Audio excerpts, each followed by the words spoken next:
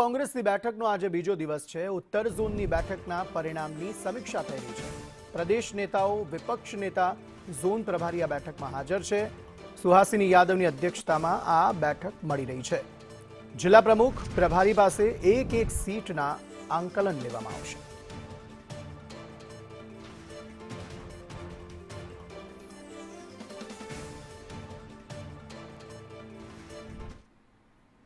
સુરેન્દ્રનગરમાં વ્યાજખોરીના દૂષણ સામે એસપી પ્રેમસુખ ડેલુએ લાલ આંખ કરી છે। જેપી શેરીના એક દંપતીએ વ્યાજખોરો પાસેથી લીધેલા નાણાં ચૂકવી દીધા હોવા છતાં વ્યાજખોરો તેમનું 35 તોલા સોનું પરત કરતા નહોતા અને વધુ નાણાંની માંગણી કરતા હતા।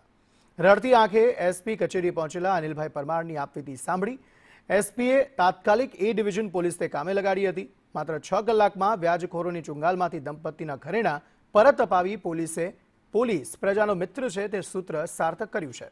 એસપી પ્રેમસુખ ડેલુએ જિલ્લાના તમામ નાગરિકોને અપીલ કરી છે કે જો કોઈ પણ વ્યાજખોર હેરાન કરતું હોય તો ડર્યા વગર સીધો તેમનો સંપર્ક કરે।